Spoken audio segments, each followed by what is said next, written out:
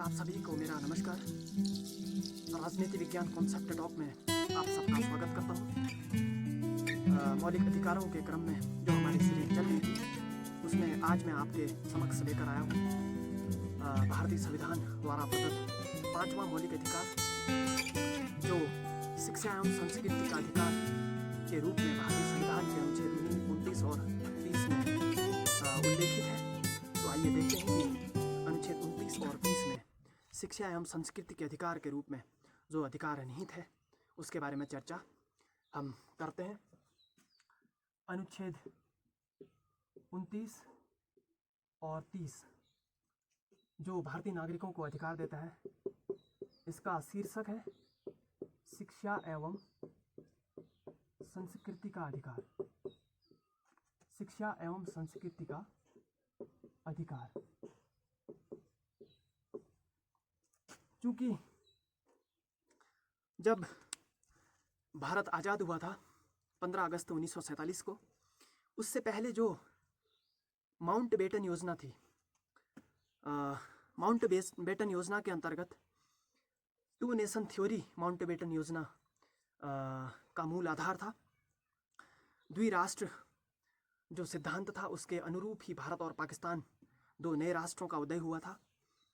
चूँकि पाकिस्तान का उदय एक इस्लामिक स्टेट के रूप में हुआ था और जो वर्तमान का पश्चिमी बंगाल है और बांग्लादेश है वो वाला जो क्षेत्र था, और दूसरा वर्तमान का जो पाकिस्तान है यानी कि पश्चिमी पाकिस्तान 1971 तक जो था, जिन जिन स्थानों पर बहुसंख्यक मुस्लिम निवास करते थे उनको पाकिस्तान देश में और बाकी बचे हुए भाग को भारत कहा गया। तो इधर पश्चिमी पाकिस्तान जो वर्तमान का पाकिस्तान है और जो पूर्वी पाकिस्तान जो था वर्तमान का जो बांग्लादेश है, इन स्थानों पर बहुसंख्यक मुस्लिम आबादी थी। इसलिए जो टू नेशन थ्योरी थी, भारत और पाकिस्तान दो नए राष्ट्रों का उदय होता है।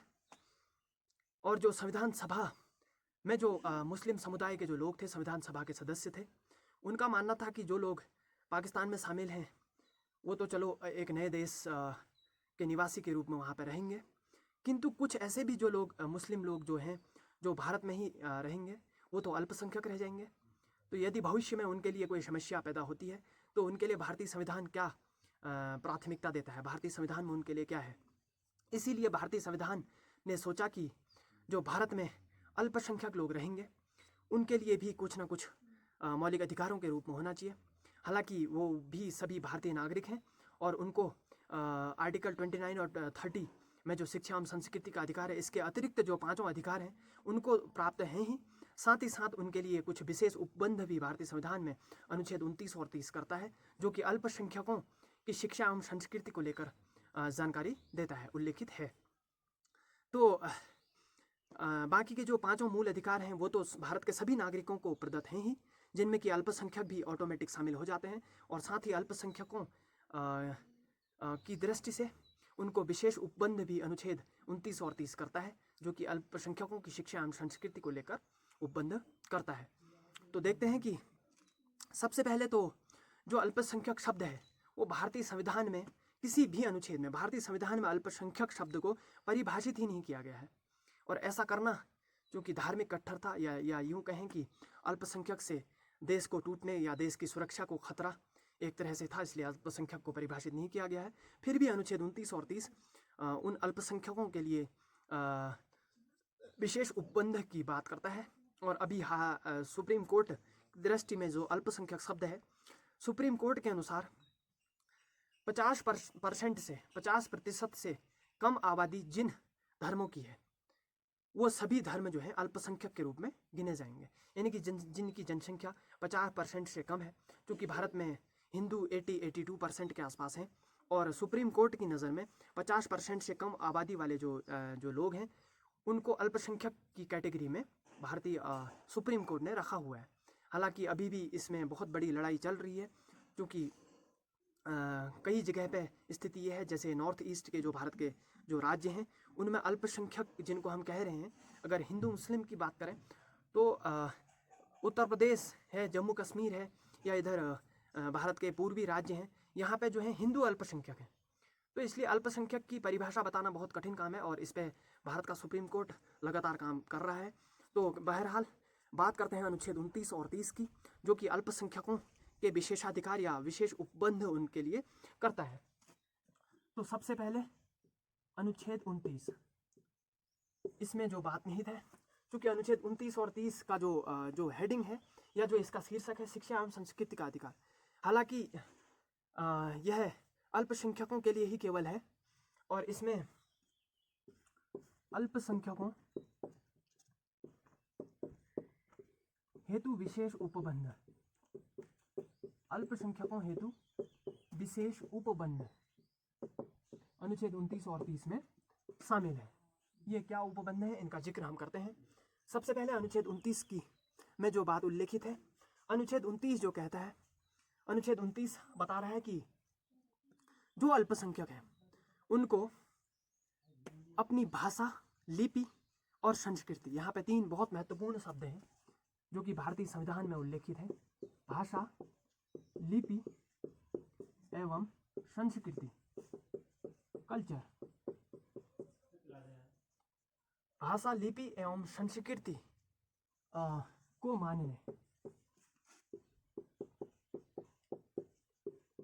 का अधिकार या उनका ये विशेषाधिकार है, यानी कि विशेष उपबंध है का अधिकार। एवं साथ ही ये भी लिखा हुआ है कि भाषा, लिपि एवं संस्कृति को मानने का अधिकार है एवं इस संदर्भ में इनके साथ कोई भी भेदभाव नहीं किया जाएगा, ऐसा भी भारत के संविधान का अनुच्छेद 29 कहता है। तो भाषा, लिपि एवं संस्कृति, ये तीनों महत्वपूर्ण शब्द हैं, क्योंकि कई बार एग्जाम में आ जाता है कि भारतीय संविधान के अनुच्छेद 29 में इनमें से कौन सा शब्द उल्लेखित नहीं है, और उसमें 3 शब्द ये दे दिए जाएंगे। भाषा, 4 ऑप्शन होते हैं चूँकि 4 ऑब्जेक्टिव, भाषा, लिपि, संस्कृति और तीसरा शब्द मानवता दे दिया। तो ऐसे में ये बहुत महत्वपूर्ण शब्द हैं। अनुच्छेद 29 में इन 3 शब्दों का उल्लेख मिलता है। अनुच्छेद 29 कहता है कि भाषा, लिपि एवं संस्कृति को मानने का अधिकार इन अल्पसंख्यकों को है, और साथ ही साथ इस संदर्भ में इनके साथ कोई भी भेदभाव, किसी भी तरह का भेदभाव नहीं किया जाएगा। अनुच्छेद 29 ये हमें बता रहा है। इसके बाद बात करते हैं आर्टिकल 30 की, अनुच्छेद 30। अनुच्छेद 30 में जो बात निहित है वो क्या है कि अनुच्छेद 30 कहता है कि इन अल्पसंख्यकों को अपने धार्मिक संस्थानों की स्थापना करने का अधिकार है, स्वतंत्र हैं। अपने धार्मिक जो संस्थान है, शैक्षिक संस्थान, उनकी स्थापना करने का अधिकार है। स्थापना ही करने का अधिकार नहीं है, बल्कि उनका प्रबंधन और उनका प्रशासन करने का भी अधिकार अनुच्छेद 30 कहता है। तो धार्मिक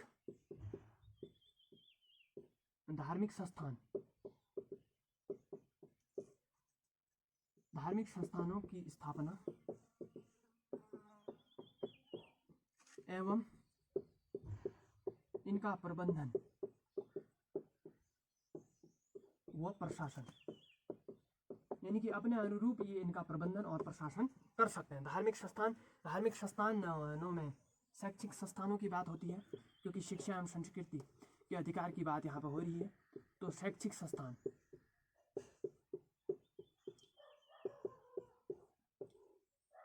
ये बहुत महत्वपूर्ण अनुच्छेद है। अल्पसंख्यकों के लिए विशेष उपबंध अनुच्छेद 29 और 30 करते हैं। तो अनुच्छेद 30 कह रहा है कि जो अल्पसंख्यक हैं उनको अपने शैक्षिक संस्थानों को स्थापित करने एवं उनके प्रबंधन और उनके प्रशासन करने का भी अधिकार अनुच्छेद 30 उन्हें देता है। तो इस तरह से जो धार्मिक संस्थान है या धार्मिक जो शैक्षिक संस्थान है उनकी स्थापना होती है। अब यहाँ पे एक कॉन्ट्राडिक्शन तो हालांकि नहीं है, अपवाद तो नहीं है, क्योंकि इस पर जिक्र करना भी बहुत महत्वपूर्ण है। अभी हमने जिक्र किया था अनुच्छेद 25 का, जब हम धार्मिक स्वतंत्रता के अधिकार को पढ़ रहे थे। इससे पूर्व के वीडियो में हमने अनुच्छेद 25 की बात की थी। अनुच्छेद 25, तो अनुच्छेद 25 में जो इसका तीसरा पॉइंट था, तो इसमें जो निहित था, उल्लेखित था, वो ये था कि अपने धर्म के अनुरूप आचरण करना। अपने धर्म के अनुरूप आचरण करने की बात होती है अनुच्छेद 25 में, और अपने धर्म के अनुरूप आचरण करने की बात अनुच्छेद 25 कहता है। और यहाँ पर अनुच्छेद 30 कह रहा है कि धार्मिक संस्थानों की स्थापना। इसके अलावा हमने उसके बाद वाले वीडियो में अनुच्छेद 28 की भी बात करी थी। अनुच्छेद 28 में हमने ये देखा था कि कोई भी सरकार जो है यानी कि जो सरकार है या कोई भी राज्य या कोई या संघ जो है, वह जो है कि अनुच्छेद 28 के अंतर्गत धार्मिक शिक्षा का प्रतिबंध अनुच्छेद 28 करता है। तो इस तरह से देखा जाए तो अनुच्छेद 28 और अनुच्छेद 30 में यहाँ पर थोड़ा सा इसको समझने की बात है कि अनुच्छेद 28 कहता है कि धार्मिक शिक्षा नहीं दी जाएगी, किंतु अनुच्छेद 30 कहता है कि धार्मिक शिक्षा और धार्मिक शैक्षिक संस्थानों के को स्थापित करने का अधिकार अल्पसंख्यकों को है। तो यहाँ पे इनको अगर हम एक साथ पढ़ें तो चूंकि अनुच्छेद 30 जो है वो अल्पसंख्यकों के लिए विशेष उपबंध करता है, इसलिए अनुच्छेद 30 जो है वह केवल और केवल अल्पसंख्यकों की बात कर रहा है और उनके विशेष उपबंधों की बात कर रहा है। इसलिए अनुच्छेद 30 बाकी लोगों पे लागू नहीं होता और ना ही ये अनुच्छेद 30 जो है अनुच्छेद 28 का जो है उल्लंघन है। अनुच्छेद 28 चूंकि धार्मिक शिक्षा का निषेध यानी कि धर्म की शिक्षा नहीं दी जाएगी, किंतु चूंकि अनुच्छेद 29 और 30 विशेष उपबंध करता है शिक्षा और संस्कृति की दृष्टि से अल्पसंख्यकों हेतु, इसलिए ये जो अनुच्छेद 28 में जो बातें लागू हैं वो अनुच्छेद 29 और 30 के लिए लागू नहीं होती हैं। ये बात भी यहाँ पे बहुत महत्वपूर्ण है। यानी कि सीधा सीधा मतलब है कि अनुच्छेद 28 की जो बातें हैं, अनुच्छेद 28 में जो भी बातें निहित हैं वो अनुच्छेद 29 और 30 हेतु लागू नहीं होती हैं। ये बात भी अपने आप में बहुत महत्वपूर्ण है, क्योंकि ऐसा इसलिए हो रहा है क्योंकि अनुच्छेद 30 और अनुच्छेद 29 अल्पसंख्यकों के लिए विशेष उपबंध की बात करता है, उनकी शिक्षा और संस्कृति के संरक्षण की बात करता है और सीधी सी बात है कि वह अपने शैक्षिक संस्थानों की स्थापना भी कर सकते हैं, उनका प्रबंधन और प्रशासन भी अपने तरह से कर सकते हैं और साथ ही साथ उनका संरक्षण भी वह कर सकते हैं। तो ये अनुच्छेद 29 और 30 हमने शिक्षा एवं संस्कृति के अधिकार के अंतर्गत अल्पसंख्यकों की बात करी, तो जो कि अल्पसंख्यकों को विशेष उपबंध देता है। और इस तरह से हमारा जो ये सीरीज चल रही थी मौलिक अधिकारों की, इसका हमारा 5वां जो मौलिक अधिकार है शिक्षा एवं संस्कृति का अधिकार, जो कि अल्पसंख्यकों हेतु विशेष उपबंध की बात कर रहा है, ये हमने पढ़ा। इसके बाद एक जो पिछला टॉपिक हमने पढ़ा था अनुच्छेद 25 की जो हमने बात करी थी, अनुच्छेद 25 जो कि बहुत महत्वपूर्ण अनुच्छेद है और उसमें धर्म के अनुरूप आचरण करने की बात है। अभी एक ऐतिहासिक घटना या यूँ कहें कि कुछ समय पहले की एक घटना 2017 या 18 के बाद की एक घटना है जो कि मुझे याद आई। इसमें जो शायरा बानो बनाम भारत संघ का जो केस था, आपको ज्ञात होगा कि बहुत ज़्यादा हाईलाइट हुआ था। उस दौरान जो हमारे टीवी चैनल थे उनमें केवल और केवल 3 तलाक की बात वहाँ पे होती थी। तो अनुच्छेद 25 इसको थोड़ा सा विस्तार से जानने की कोशिश करते हैं। अनुच्छेद 25 जो था वो क्या कह रहा था,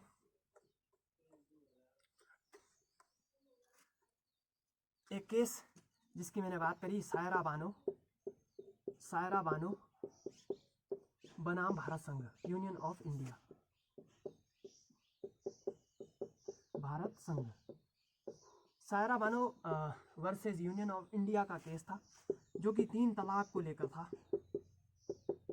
क्योंकि आपको पता है कि इस्लाम में 3 तलाक को सही कुछ लोग ठहरा रहे थे। तलाक की बात आती है और होता क्या है कि जब सायरा बानो बनाम भारत संघ का जो केस चला था, कुछ लोग जो है जिनको लगता था कि जो 3 तलाक है वो है इस्लाम के अनुरूप है और वो लोग अनुच्छेद 25 को आधार बना करके सुप्रीम कोर्ट का रुख करते हैं। क्योंकि अनुच्छेद 25 में जो बात नहीं है, जैसा कि मैं बार बार आपको बता रहा हूँ कि अनुच्छेद 25 में अपने धर्म के अनुरूप आचरण करना ये सभी नागरिकों को मिला हुआ है। तो अनुच्छेद 25 कहता है कि अपने धर्म के अनुरूप आचरण करना। तो कुछ लोग जो थे वो अपने धर्म के अनुरूप आचरण करने को लेकर के यानी कि अनुच्छेद 25 को आधार बना करके सुप्रीम कोर्ट का रुख करते हैं और सुप्रीम कोर्ट में अपनी अर्जी दाखिल करते हैं और ये कहते हैं कि जो 3 तलाक है वो इस्लाम में अपने धर्म के अनुरूप ही आचरण है, इसलिए वो लोग सुप्रीम कोर्ट में याचिका दायर कर देते हैं। तो उसके बाद सुप्रीम कोर्ट में जब उस पर खूब विवाद होता है और अंत में जब सुप्रीम कोर्ट का निर्णय आता है, तो सुप्रीम कोर्ट का जो निर्णय है वो कहता है कि चूंकि भारतीय संविधान का अनुच्छेद 25 जो है अपने धर्म के अनुरूप आचरण करने की स्वतंत्रता यानी कि धार्मिक स्वतंत्रता की बात करता है, बेशक करता है, और अपने धर्म के अनुरूप प्रत्येक धर्म के लोग जो है अपने धर्म के अनुसार या उसके अनुरूप आचरण कर सकते हैं।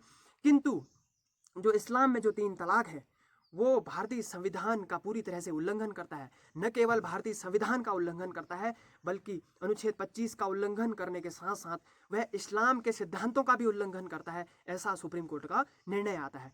चूँकि 3 तलाक जो है किसी भी स्थिति में सही नहीं है, क्योंकि जैसा कि मैंने बताया कि ये जो धार्मिक अधिकार मिले हुए हैं ये कुछ ना कुछ सीमाओं के अंतर्गत बंधे हुए हैं, क्योंकि एक तरफ तो स्वतंत्रता मिलती है, किंतु ये भी अपने आप में जो है आत्यांतिक नहीं है, एब्सोल्यूट नहीं है।